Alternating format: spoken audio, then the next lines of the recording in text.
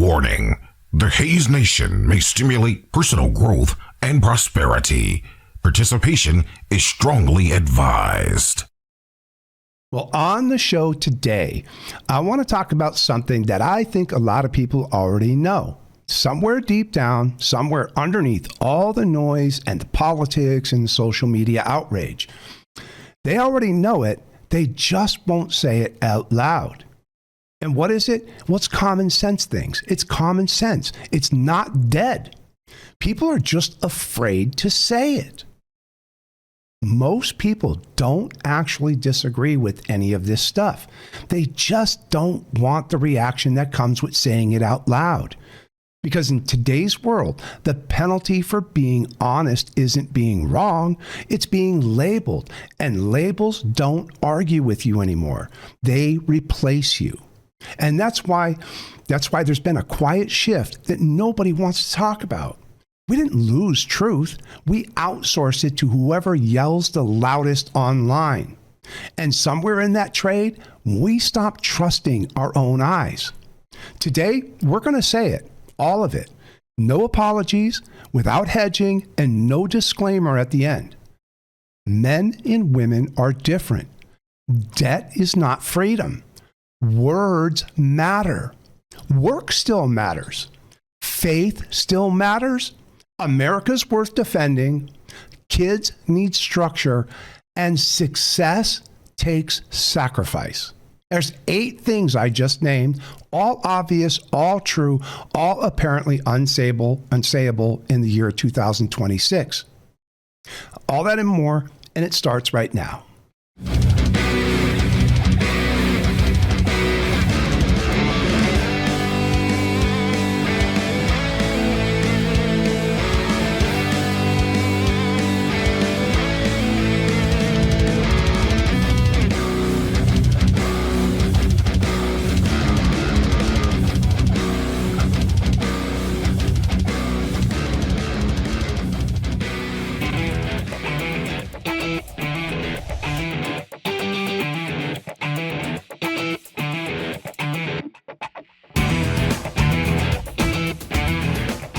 Welcome to the George Hayes Radio Podcast. I am your host, George Hayes. Hey, we are broadcasting from the Bama One podcast studio in the great state of Alabama. And look, if you want to reach me directly, send me an email at georgehayes@usa.com. If you're watching on YouTube, leave me a comment below. And finally, go to hayesnation.com to join a community of like-minded individuals who believe in faith, freedom, and prosperity. Now, I want to tell you something about how today's episode is going to work, because it's a little different from what we normally do. We're going to go through 8 common sense statements, things that used to be so obvious nobody felt the need to say them out loud. And for each one, I'm going to tell you what it is, why the culture decided it was controversial, and why I don't care, because it is still true. I'm not here to debate. I'm not here to argue both sides of things that only have one side to it. 2 + 2 = 4. The sky is blue. And common sense is still common sense, even if saying it makes somebody uncomfortable. So let's get into it. Common sense did not disappear. It did not get disproven. It did not get outdated. It did not get replaced by something better. It got silenced. Silenced by social media pressure, by cancel culture, by the fear of being called names by people on the internet who don't know who you are and don't even care about you. Now, somewhere along the way, a lot of people decided that the cost of saying obvious things out loud was too high. So what did they do? They went quiet. Well, not today, and not on this show, not in the Hayes Nation. So let's get started. All right. Common sense number 1, men and women are different. Now, I know, somebody just tensed up, but stay with me, because this is not controversial. This is biology. This is scripture. This is 6,000 years of human civilization. Men and women are different biologically, different brain chemistry, different hormonally, different physically, not better and worse, not superior or inferior, different, designed, and I believe intentionally designed. They're designed to complement each other, to cover each other's gaps, to build something together that neither could build alone. And you can see the confusion in real life now. Men trying to be softer in ways that leave them directionless. Women being told independence means isolation instead of strength. And both sides ending up exhausted. Because when you erase design, you don't get freedom. You get confusion with good marketing. There's a reason relationships feel harder now. Not just because people changed, but because the instruction manual got thrown out. And nobody wants to admit you still need it. So God created mankind in his own image. In the image of God, he created them. Male and female, he created them. That's Genesis 1:27. Male and female, he created them. Not interchangeable, not identical, male and female. Two distinct expressions of the image of God. Both necessary, both valuable, both irreplaceable. The culture decided acknowledging biological difference is oppression. And I'm going to suggest that denying it is something far worse and far more dangerous. It's a denial of reality. You cannot build a stable life on a denial of reality. Okay. Common sense number 2. Words matter. Now, this one cuts in every direction. And I want to be honest about that. Words matter. Like when a politician promises something, he has no intention of delivering. Those words matter. Words matter when a parent tells a child they are stupid or worthless or unwanted. Words matter when a culture spends decades telling young men their masculinity is toxic and young women that marriage is a trap. Words matter when a preacher waters down the gospel to avoid offending anyone and ends up saying nothing worth hearing. Now listen to this. Death and life are in the power of the tongue, and those who love it will eat its fruits. That is Proverbs 18:21. Now, death and life, not good and bad, not helpful and unhelpful, death and life are in the power of the tongue. This is not a metaphor. This is a description of the most powerful tool you can carry with you everywhere you go. And here's the application for today. Watch what you say to your children. Watch what you say to your spouse. Watch what you say to yourself when nobody is listening. Because the words you repeat long enough become the story you live. We underestimate how much damage casual language does. A kid hears, "You'll never amount to anything" once. It sticks for decades. A man hears, "You're not enough" enough times, he starts acting like it's true. And here's the wild part. People say things casually, but they would never accept it being said directly to them. We've normalized verbal pollution. I don't know what else to call it. Then act surprised when people feel broken. Words don't just describe reality, they train people how to behave inside it.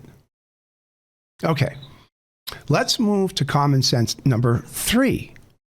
Children need structure, okay?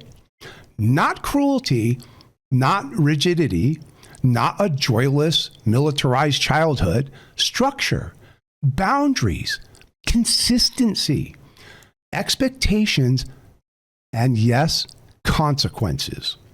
Now, here's what I've observed in my own life, of watching children grow into adults. The children who had loving, consistent structure, who knew where the lines were and knew they would be held to account, almost always grew into adults who could function. Now, conversely, the children who had no structure, who were never told no, who were never held accountable, who were treated as the center of the universe, almost always grew into adults who could not function. The most loving thing a parent can do for a child is not to remove every obstacle. It's to prepare them for the obstacles that are coming. The world will not bend for your child. The world will not adjust its expectations. The world, and I mean real life, will not give them a participation trophy. Your job as a parent is not to make their childhood easy. It is to make their adulthood possible. Now, you can literally track this across generations. The grandparents' generation, too strict sometimes, but functional adults. How about the parents' generation? More freedom, still structured, and still stable. Now, in today's world, a lot of kids are being raised to avoid discomfort at all costs. And then they hit adulthood where discomfort is in the job description. That mismatch is why you're seeing anxiety, avoidance, and dependency rise. The world didn't get harder. We just stopped preparing people for it. Okay, listen to this. Train up a child in the way he should go. Even when he is old, he will not depart from it. Now that's Proverbs 22:6. Now it says, train up a child, not entertain a child, not validate a child. Train a child. Training implies direction, expectation, repetition, and correction. It's not harsh. That is love with a long view. All right, that brings us to common sense number 4. America is not perfect, but it is still worth defending. Now, I personally have covered this at length in previous episodes, especially in episode 11 in Common Sense 2.0. You can go back and watch that if you like. So I'm not going to repeat all of that here, but I'm going to say this plainly because it belongs in any conversation about common sense.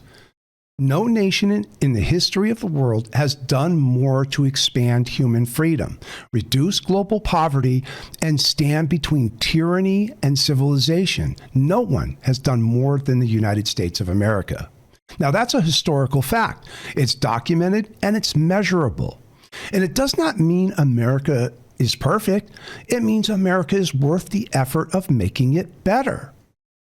Now, the common sense position is this. Hold America accountable to its own ideals and defend its existence against the people who would replace it with something far worse.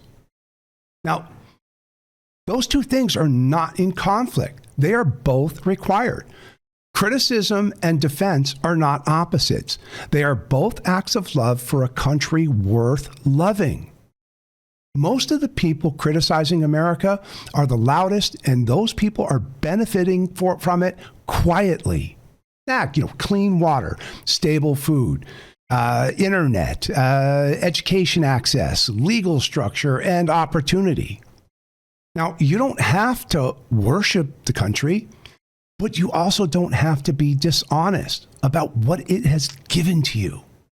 Criticism without gratitude turns into entitlement. And entitlement never builds anything worth keeping. That's the first 4 common sense statements. They're all true, they're all obvious, and all apparently controversial in the year 2026.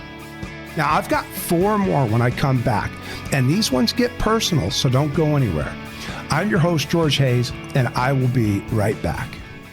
You're listening to the George Hayes Radio Podcast. Hi, I'm George Hayes, and I am so excited you took time out of your busy day to check out this program. We are building a community of like-minded individuals who believe in faith, freedom, and prosperity. Who can't get excited about that? Anyone, including you, can create a life of success. Whether you're a blue-collar worker, maybe you're in college seeking a professional career, or you're creative in the arts. Maybe you're an entrepreneur. The options are limitless. This show is here to help you keep moving forward. We will discuss a wide range of topics that will help you create, develop, and stick to a plan. And look, every now and then, I'm going to give you a swift kick right in the pants to keep you on track. So keep coming back, subscribe to the show, share with your friends, and check out HayesNation.com and engage in the conversation. Together, let's create your roadmap to success and prosperity. And with God's many blessings, I know you can do it. And with that, let's get back to the show. Hayes. The George Hayes Radio Podcast wants to hear from you. Tell us what motivates you or describe that obstacle standing in your way. You could be featured on an upcoming episode. Send your story via email to georgehayes@usa.com. That's georgehayes@usa.com.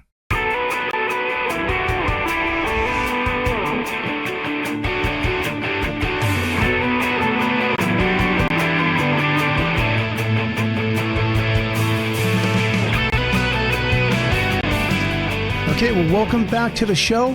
Hey, if you want to reach out to me, it's georgehayes@usa.com. That's georgehayes@usa.com. I want to hear your stories, and who knows, maybe I will feature you on an upcoming episode. Okay, let's get back into our discussion here on common sense. We have 4 down and 4 to go.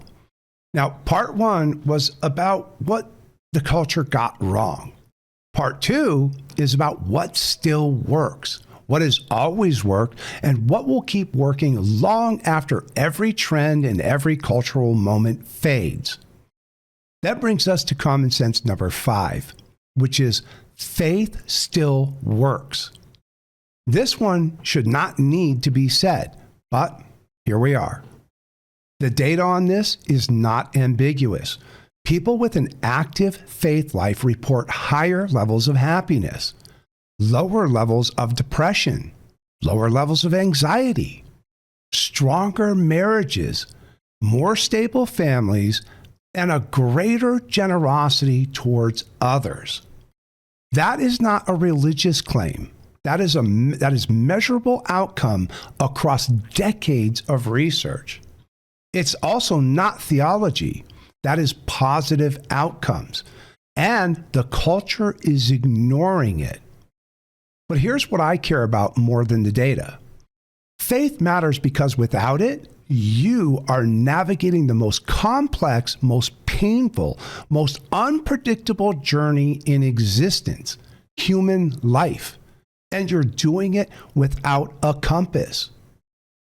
You are making the most important decisions of your life: who to marry, how to raise children, what to live for, what to be willing to die for, with no North Star.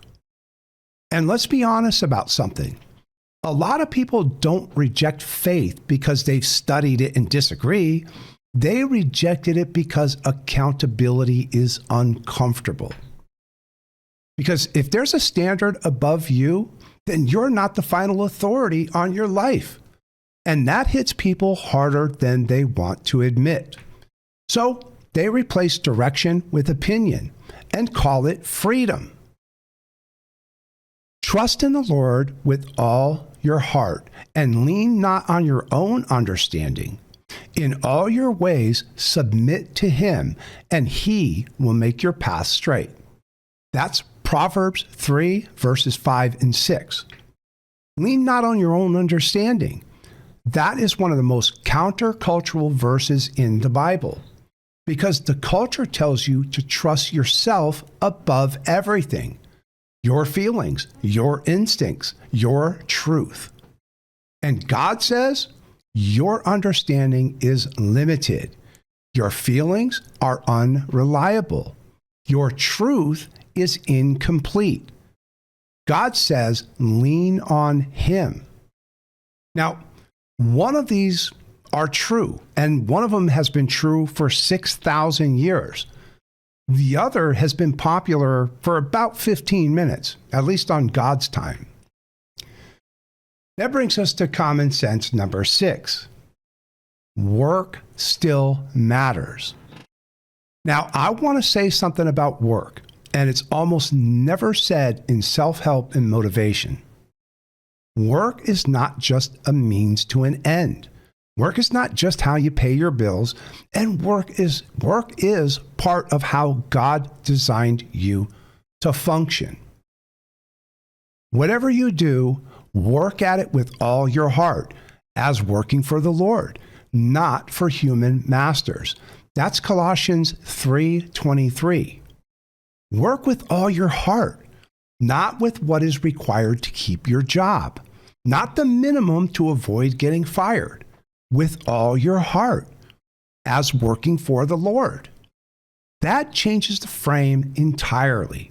Because if you're working for the Lord, it does not matter if your boss notices. And it does not matter if you get credit. It does not matter if the job is glamorous. You bring your full self to it because the audience is God. Work as if God is watching. Because He is. And when you internalize that, it does not matter if your boss notices or if the job is glamorous. Your standard stops depending on theirs. Now, we have confused burnout with purpose. And yes, overwork is real. But the answer was never do less and care less. It was do meaningful work and stop wasting energy on meaningless distractions. There's a massive difference between exhaustion from purpose and exhaustion from chaos. One builds you, the other drains you. Most people aren't tired from work. They're tired from everything except work. The culture has spent years telling people that hustle culture is toxic and that ambition is oppression and that you should rest more and demand more and produce less. And the result is a generation of people who are deeply unfulfilled because there is something hardwired into human beings that needs to create, to build, to contribute, and to be genuinely useful. You cannot replace that with leisure, and you cannot replace it with content or consumption. You cannot replace it with anything. The culture has told you to rest more and produce less. That is why so many people feel empty. Work is not a curse. Meaningless work is the curse. Find what you were made to do. Do it with everything you have. Do it as unto God. That is not hustle culture. That is a calling. Okay. Common sense number 7. Debt is not freedom. Now, I've covered this on other episodes, but it belongs in any common sense manifesto, so I'm going to say it again. The financial industry spent decades convincing Americans that buying things on credit was access. It was freedom. It was the ability to have what you want right now without waiting. And guess what? It worked. It worked spectacularly. Americans now carry more consumer debt than any population in the history of the world. And they are less financially free. That is the most expensive lie ever told. Now, here is the common sense version. Debt is future labor sold in advance. When you borrow money, you are selling hours of your future life, your time, your energy, your options. You're selling your options to someone who is going to charge you interest for the privilege. Now, that's not freedom. That is the opposite of freedom. Every payment you make is an hour of your life you already spent. Call it what it is, and then decide if what you bought was worth it. The borrower is a slave to the lender. That's Proverbs 22:7. Now, we covered this in a previous episode, but it bears repeating. God called it slavery, not a disadvantage, not a challenge. He called it slavery. The common sense response to that is this: stop accumulating it, start eliminating it, and build a life that does not require it. Now, it's not impossible. It just requires the discipline we talked about in our last episode. Now, God called the borrower a slave. The financial industry, they call them a consumer. Now, one of those descriptions is trying to help you. The other is trying to profit from you. The most dangerous part of debt isn't the math. It's the normalization. Car payments at 72 months. Credit cards that are treated like emergency income. Buy now and pay later on everything from clothes to groceries. At some point, we stopped asking, can I afford this? And started asking, can I afford the payment? That's a completely different mindset. And it quietly reshapes your entire life. Okay, common sense number 8. And this one's important. Success takes sacrifice. I wanted to save the best for last because this one ties everything together. Now, the culture has been selling a version of a success that does not exist. Success without discomfort. Achievement without sacrifice. A great life without the hard work of building one. And I understand why that sells, because sacrifice is uncomfortable. Discipline is hard. Delayed gratification is not fun. But here is what 40 plus years in the workforce and 60 plus years of living has taught me. Every person I have ever met who built something worth having paid for it with time, with sacrifice, with years of doing the hard thing when the easy thing was available. There are no exceptions. The marriage worth having was built through conflict, forgiveness, and the daily choice to stay. The career worth having, that was built through years of showing up early, staying late, and learning more, and being willing to do what others would not. The body worth having was built through thousands of mornings when the easy choice was staying in bed, but the right choice was getting up and putting in the work. And finally, the faith worth having was built through seasons of doubt, dry spells, and the discipline of showing up anyways. So, the marriage, the career, the body, and the faith. Everything worth having in this life was built through sacrifice. Not because suffering is good, but because growth is never free. The biggest lie isn't that success is hard. Everybody already knows that on some level. The lie is that there's a version of success that avoids sacrifice if you just find the right hack, the right course, or the right system. But there isn't. There are tools and there are strategies, but there is no substitute for time, discipline, and repetition. Anything that promises otherwise is just packaging. Now, nobody tells you this at the beginning, or if they do, you don't believe them until you have lived it. So let me tell you on behalf of everyone who learned it the hard way. Sacrifice is real. The discomfort is real. The years of working towards something that has not paid off yet are real. And so is the reward. It is more real than anything you will ever get without earning it because it costs you something. That is what makes it yours. Let me repeat that. It is more real than anything you will ever get without earning it because it costs you something. That is what makes it yours.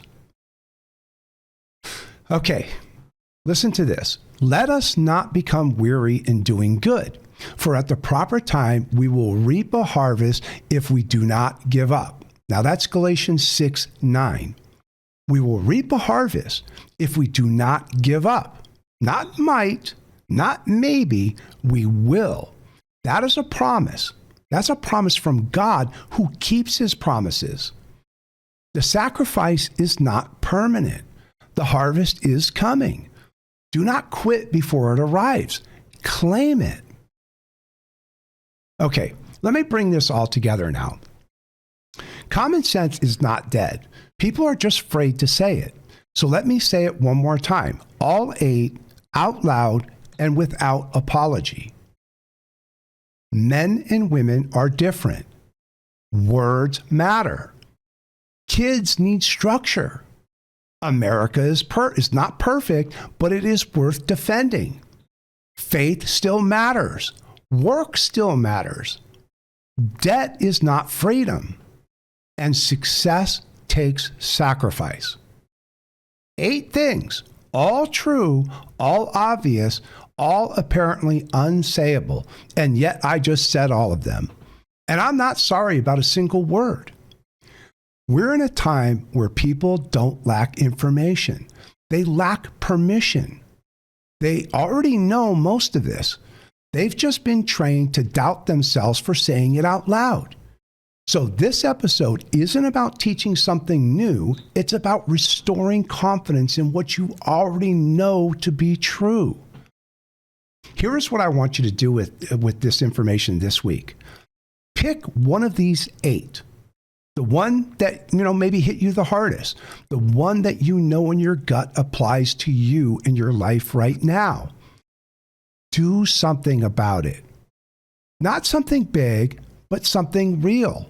Have the conversation that you've been avoiding. Make the decision you have been postponing and take the first step toward the thing you know you need to do. Common sense is only useful if you act on it. A nod is not enough. A like is not enough. A share is not enough. What is enough? It's doing the obvious thing you already know you need to do. The only question left is whether you are going to do it. Now, you can reach me at georgehayes@usa.com. I want to hear from you. Leave me a comment on YouTube. Which of these 8 hit you the hardest? What are you going to do about it? Thanks for being part of the Hayes Nation. New episodes drop every Monday. We're on Spotify, Apple Podcasts, YouTube, and everywhere you get your podcasts. Subscribe if you have not, and share this one because somebody in your life needs permission to say obvious things out loud. Give it to them. And as always, remember, keep that train rolling down the track because the light at the end of the tunnel, it might just be you. I'll see you next time. It's time to smash that like button and subscribe. To share or leave comments, log on to YouTube at the George Hayes Radio Podcast or visit us online at hayesnation.com.